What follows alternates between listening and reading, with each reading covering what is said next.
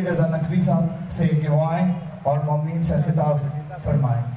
نعرہ تکبیر، اللہ اکبر، نعرہ تکبیر، اللہ اکبر، نعرہ رسالت، یا رسول اللہ، نعرہ رسالت، یا رسول اللہ، مل کے نعرہ حیدری، حیدری. درود بھیجے محمد والے محمد کی ذات پر.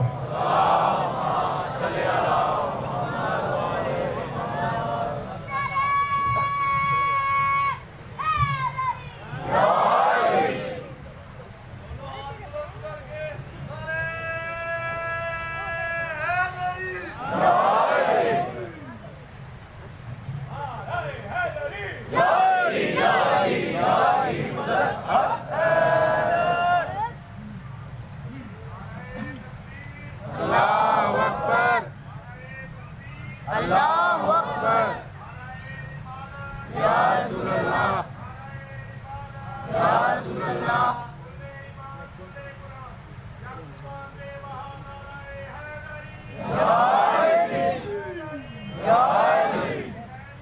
زندہ باد، زندہ باد، مرد آباد، مرد آباد.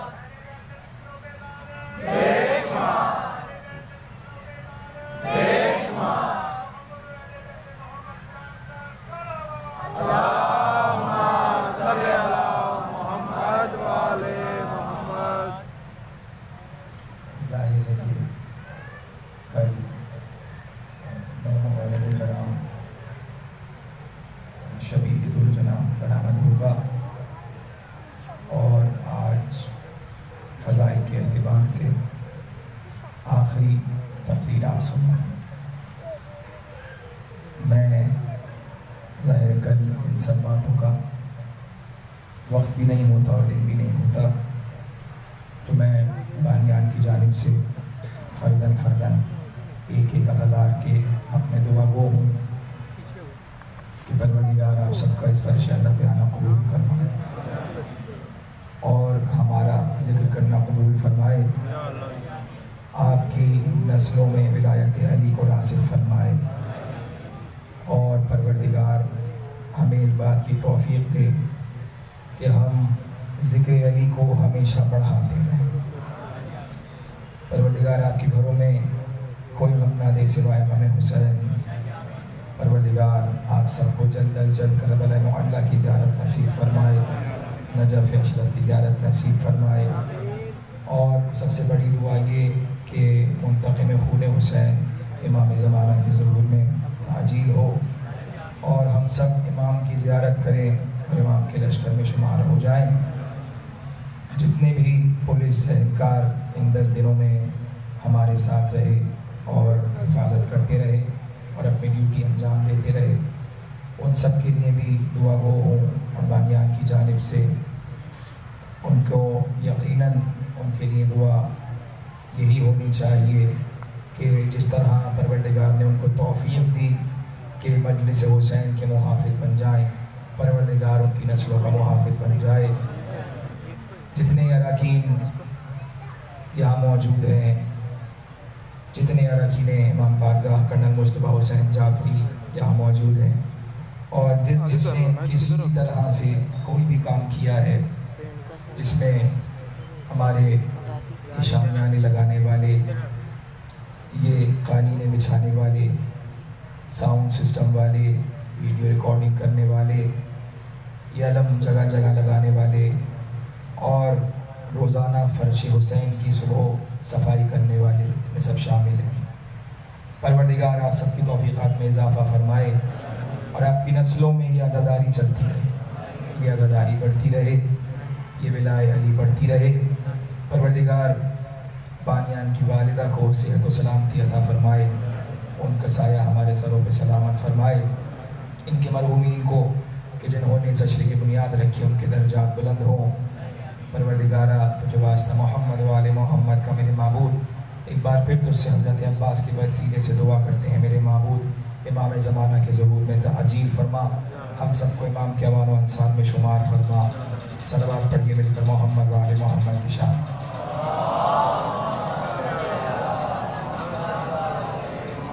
اعوذ باللہ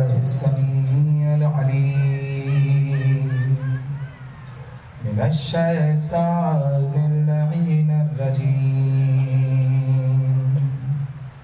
بسم الله الرحمن الرحيم آگے بیٹھ جو ہے الحمد للہ الذی لا یبلغ نعماؤہ الأحد ولا يؤدي حقه المجتهد الذي ليس لصفته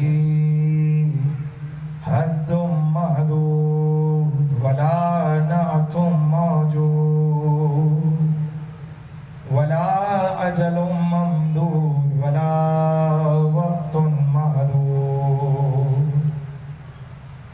فترى الخلائق بقدرته ونشر الرياح بعظمته سيد الكونين رسول الثقلين جد الحسنين مصطفى الأمجد محمود أحمد سيدنا ومولانا أبي القاسم محمد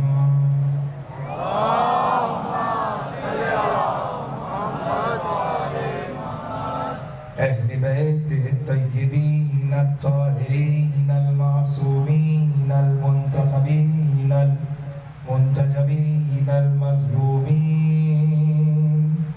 الغر الميامين والأمير المؤمنين والحسن المسموم بقتيل سم جفا والحسين مظلوم بشهيد کربلا بلا جرم ولا خطا وسيدة الجليلة المعصومة المظلومة المخدومة المرحومة المحرومة عن حق میراث أبيها لي خمسة نطفي بها حر الوباء الهاتما المصطفى والمرتضى وابناهما والفاطمة الذين أذهب الله عنهم الرجس وطهرهم تطهيرا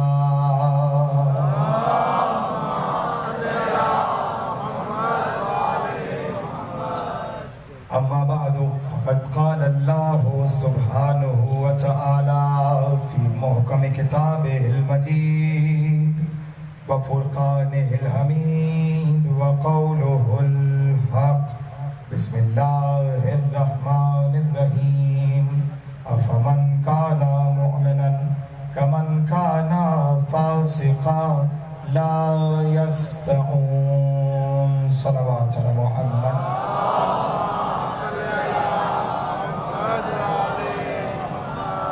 آپ لوگ سبھی جگہ پر کریں خالی خالی جگہیں سے بری لگ رہی سب پیچھے سے اٹھ کے آگے آ جائیں کوئی بات نہیں یار آگے آگے آ جائیں صحیح ہے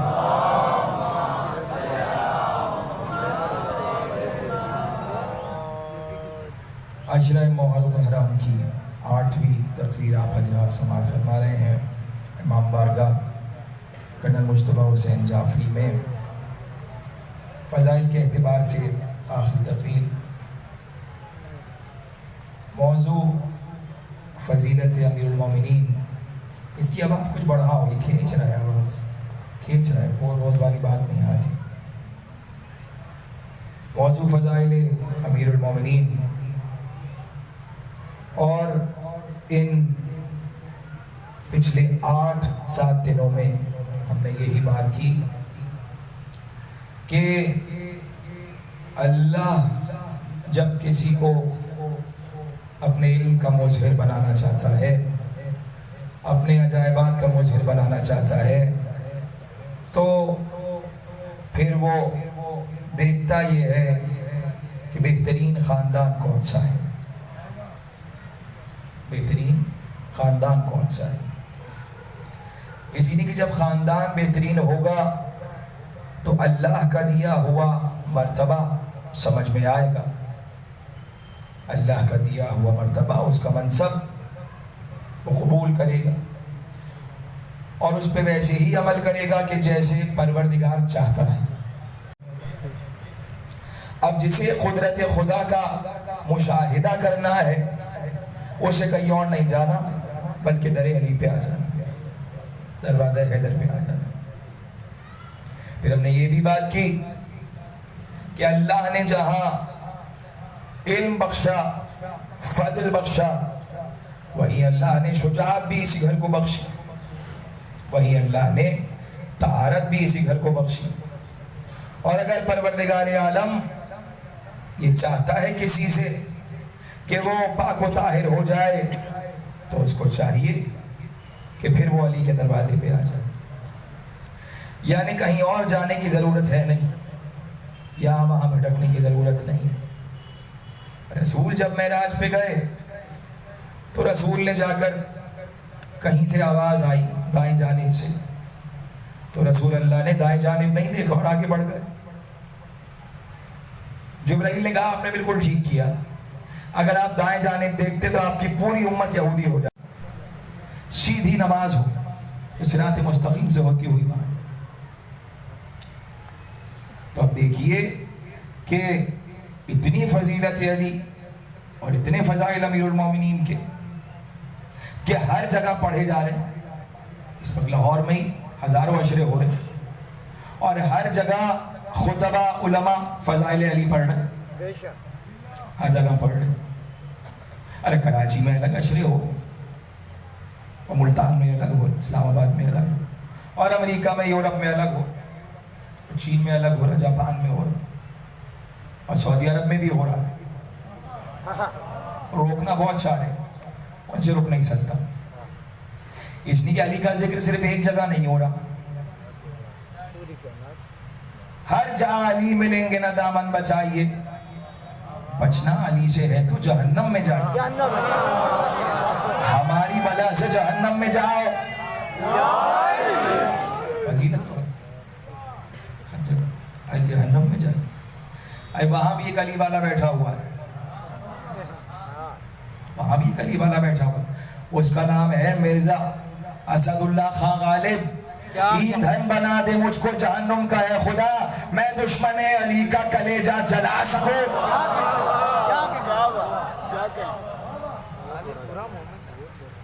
تو علی کا ذکر تو ہر جگہ ہو، اسی لیے کہ رسول نے کہہ دیا کہ اگر سارے دریا سیاہی بن جائیں اور سارے درخت قلم بن جائیں اور جنات لکھنے والے بن جائے اور انسان حساب کرنے والے بن جائے اور زمین اور آسمان ورق بن جائے تو قیامت آ جائے گی، فضیلت علی ختم نہیں ہو، فضیلت اس لیے فضیلت علی ختم نہیں ہوگی کہ بھائی علی خود تو علی ہوئے نہیں، اور مجلس میں میں پڑھ چکا چوتھی یا پانچویں تقریب، خود تو علی ہوئے نہیں، ہر دور میں چاہا لوگوں نے کہ بحث کر کے علی کے بچوں سے یعنی اولاد علی سے علی کی شان کو کسی طرح گھٹائیں۔ دیکھیے فضیلت ہوتی ہے، گھٹانے کے بعد پھر فضیلت بیان نہیں ہوتی۔ آل محمد کو گھٹا کر اور پھر فضیلت بیان نہ کیجیے، یہ فضیلت نہیں ہے۔ فضیلت وہاں ہے جہاں گھٹایا، یہ کیا کہہ دیا کہ گناہ کرنے کی طاقت تو تھی لیکن کرتے نہیں تھے۔ آل محمد کے لیے یہ سب نہیں کہا جاتا بھائی، آل محمد کی فضیلت ہے، گھٹا کے کون سی فضیلت ہوتی، تو گھٹائیے نہیں۔ تو عبداللہ بن نافع امام محمد باقر علیہ السلام کے سامنے بیٹھا ہوا اور اس نے کہا کہ میرا آپ سے ایک سوال ہے۔ کیا کرو سوال؟ کا سوال یہ ہے کہ نہروان میں علی نے مسلمانوں کا قتل عام کروایا، اس کا آپ کے پاس کیا جواب ہے؟ تو امام نے کہا کہ ابھی تجھے جواب مل جائے گا. تب جتنے صحابی بیٹھے تھے امام کے، امام نے کہا بھائی سب علی کی شان میں ایک ایک حدیث پڑھنا شروع کرو. سمجھے امام کا رکھا ہوا اصول، جب کوئی علی کو گھٹائے اس سے زیادہ علی علی کرنا شروع کر دو اور علی کی فضیلت پڑھنا شروع کر. تب ہر صحابی نے حدیث پڑھنا شروع کی. ایک نے کہا کہ رسول اللہ نے فرمایا ہے کہ میں علم کا شہر ہوں، علی اس کا دروازہ. دوسرے نے کہا کہ رسول اللہ نے فرمایا ہے میں حکمت کا شہر ہوں، حکمت کا گھر ہوں، اور علی اس کا دروازہ. تیسرے نے کہا کہ رسول اللہ نے فرمایا کہ علی میرا نفس ہے. اور چوتھے نے کہا کہ علی فاتح خیبر ہے. اور کسی نے کہا علی فاتح بدر و حنین ہے. اور کسی نے کہا کہ علی انزل البتین ہے. کسی نے کہا کہ علی قائد غر محجلین ہے. علی روشن چہرے والوں کے امام ہے. نہیں پہنچے؟ علی روشن چہرے والوں کے امام ہیں. بھائی جو علی کو چاہتا ہے، محبت کرتا ہے، اس کا چہرہ روشن ہو جاتا ہے، اور جو یہاں سے جاتا ہے اسے پھٹکار برسنے لگتی ہے. تو علی روشن چہرے والوں کا ہے. ایک صحابی نے یہ کہا کہ رسول اللہ نے خیبر سے پہلے ایک رات فرمایا کہ کل میں نہ اس کو دوں گا، جو رجل ہوگا کرار ہوگا غیر فرار ہوگا، اور اللہ اس کے دونوں ہاتھوں پہ فتح عطا کرے گا. وہ اللہ سے محبت کرتا ہوگا اور اللہ اور رسول اس سے محبت کرتے ہوں گے. جیسے ہی صحابی نے یہ حدیث پڑھی، امام نے کہا عبد النافع ذرا یہ تو بتا کہ اللہ کے پاس آگے پیچھے کا علم ہے کہ نہیں ہے؟ اس نے کہا ہے. کہ جب اللہ نے خیبر میں یہ اعلان کیا تھا اور علم علی کو ملا تھا کہ اللہ اس سے محبت کرتا ہوگا، تو جب اللہ نے علی سے محبت خیبر میں کی تو کیا اللہ کو معلوم تھا کہ نہروان میں علی قتل عام کریں گے؟ قتل عام کریں گے. اگر تو یہ کہتا ہے کہ اللہ کو نہیں معلوم تھا تو تو مرتد ہو گیا، اور اگر تو کہتا ہے کہ اللہ کو معلوم تھا تو اس کا مطلب ہے کہ پروردگار کسی ظالم سے کیسے محبت کر سکتا ہے؟ جیسے ہی امام نے یہ کہا، اس نے کہا خدا کی قسم پروردگار جانتا ہے کہ اپنی نبوت و ولایت کو کس گھر میں اتارنا ہے. یہ ہے وہ گھر کہ جہاں ولایت اتر رہی ہے اور نبوت اتر رہی ہے. اور ولایت صرف اتر نہیں رہی بلکہ ولایت آگے بڑھ رہی ہے، اور یہ فضل آگے بڑھ رہا ہے. صرف اتر نہیں رہی بلکہ ولایت آگے بڑھ رہی ہے، اور آگے ایسے بڑھ رہی ہے کہ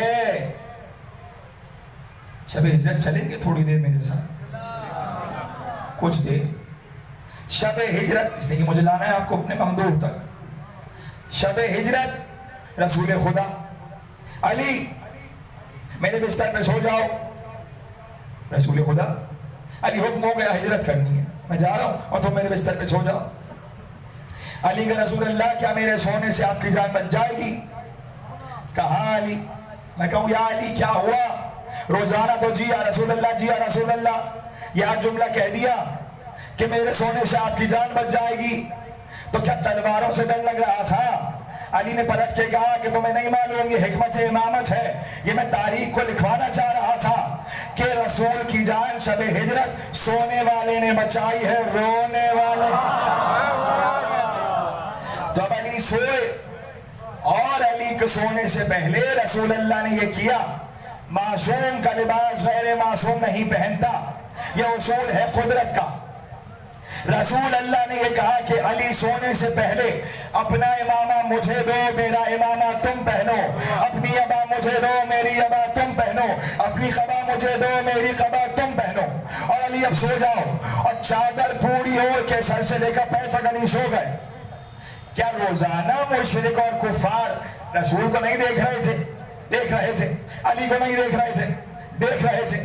جب روزانہ دیکھ رہے تھے تو آخر پہچانے کیوں نہیں کہ علی سو رہا ہے اور محمد جا چکے ہیں؟ اسی لیے کہ شب ہجرت علی کی پیشانی سے وہی نور ساطع ہو رہا تھا جو مصطفیٰ کی پیشانی سے ساطع. اس کی آواز ٹھیک نہیں، یہ آواز کیوں کسی نہ کیوں کھینچی؟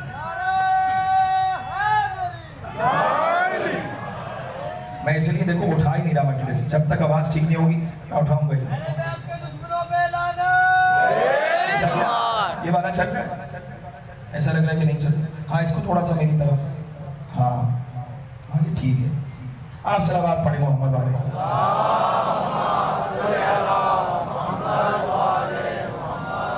जब रसूल तो चले गए और अब अली बिस्तर पे, उधर रसूल चले अकेले। जमीन पे कभी भी नबी या रसूल या इमाम का नक्श कदम नहीं आता। रसूल अकेले चले और पीछे से कोई मुझे साथ जा। रसूल ने कहा, मैंने क्या कहा था कोई पीछे नहीं आएगा? कहने मैं तो आपके साथ जा। रसूल अल्लाह समझा। रसूल बता रहे हैं कि भाई जिब्राइल ने कहा अकेले जाइएगा, तुम जाओगे तो जान को खतरा है, लेकिन मेरे नक्श कदम जमीन पे नहीं आते। तो अब गार में रसूल अल्लाह ले गए साथ और चले गए और गार में बैठ गए। अब वहां पे रात हो रही है और गार, यहाँ अली इधर भी देखते रहिए, यहाँ पे ऊंचा को चक के कुफार देख रहे हैं छत से। सुबह होगी कत्ल कर देंगे। सुबह हुई और कुफार और मुशरिकीन तलवारें लिए खड़े कि अब चादर हटी और हम घर में घुसे। इधर चादर हटी, उल्टे पांव भागे, मोहम्मद नहीं है तो अली सो रहा है, ये अली सो रहा है। सब भाग गए। अली सुबह के उठे। रसूल पहले ही इत्मीनान दिला चुके थे कि अली तुम सुबह को सबकी अमानतें वापस करके और मेरे पास मदीना आ जाना। भाई अली को इत्मीनान हो गया ना, जब जान को तो खतरा ही नहीं है। रसूल कह चुके हैं मेरे पास मदीना आ जाना। इधर से अली सुबह चले, कुछ खवातीन अली के साथ, जनाब सैयदा अली के साथ और रसूल अल्लाह की फूफी वाले, ये सब अली के साथ। अली मक्का से बाहर निकले और बाहर निकलने के बाद कुछ आगे चले। आगे चलते ही पीछे से ये लश्कर आ गया और कुछ लोग आ गए तलवारें उठा के। अली तुम कहां जा रहे हो? मोहम्मद को तो जाने दिया, तुम नहीं जा सकते, तुम्हें कत्ल करेंगे। पीछे पलट के अली ने देखा कौन है भाई। अब अली ने जुल्फ़िकार निकाली और एक खत खींचा और खत के अंदर खड़े हो और खत के उस पार लश्कर। अली ने कहा सुनो, ये मेरा खींचा हुआ खत, मैं 3 तक गिन रहा हूं, अगर 3 तक रुके और नहीं गए तो अली खत को पार करके उधर आ जाएगा। अली ने कहा 1, 2 और लश्कर भागने लगा। अब समझ आया, पता चला स्कूल में इसीलिए होता है 1, 2, 3 भाग। मैंने कहा ना कि अब्बास जब मुर्तलिस पे बैठते थे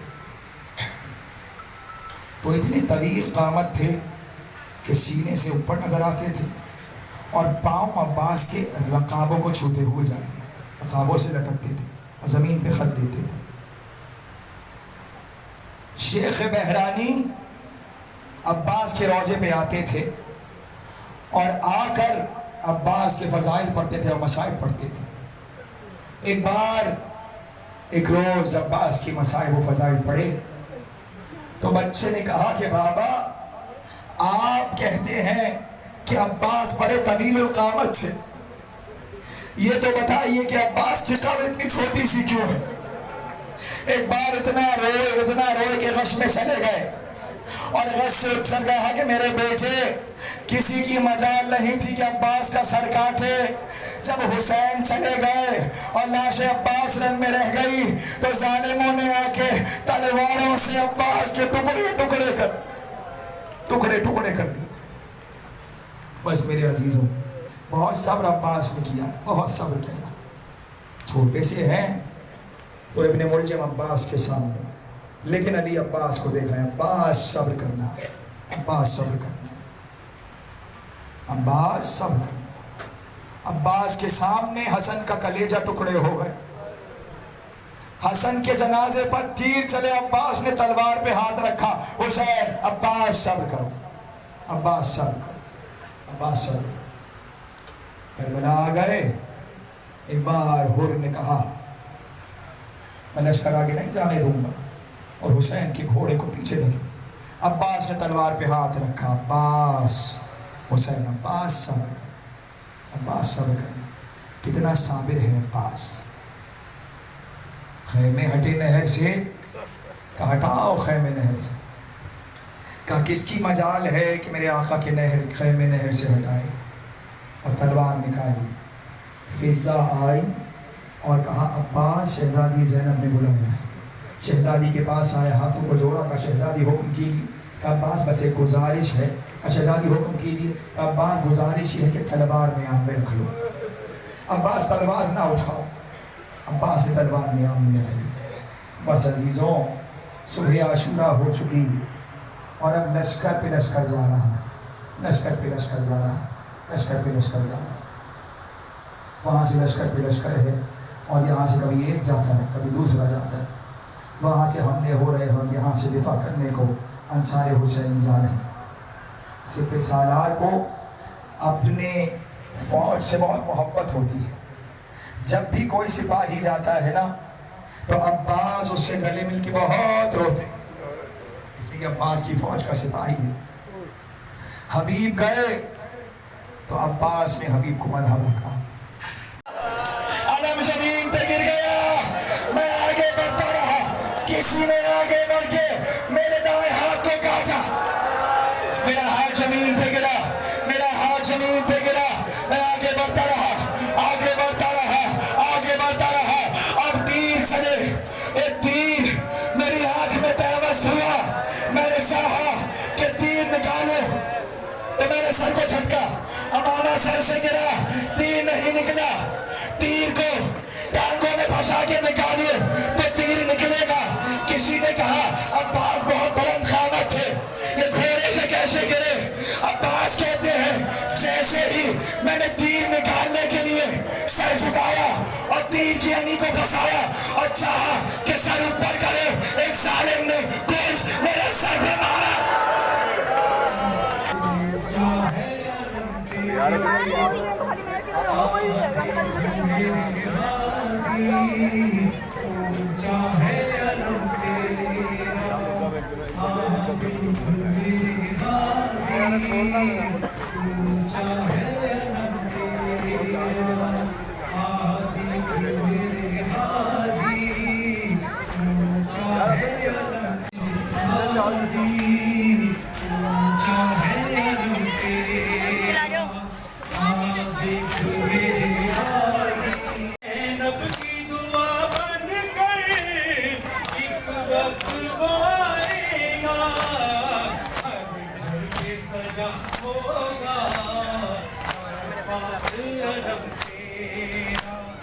دل سینے میں جب تک ہے بھولے گا نہ غم تیرا. زینب کی دعا بن کر ایک وقت وہ آئے گا.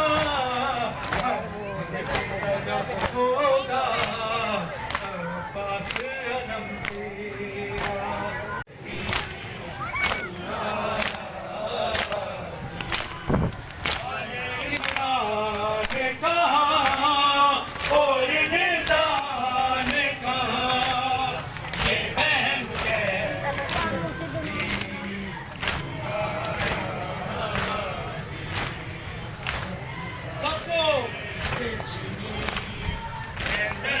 Jadi kan ya, rekan man.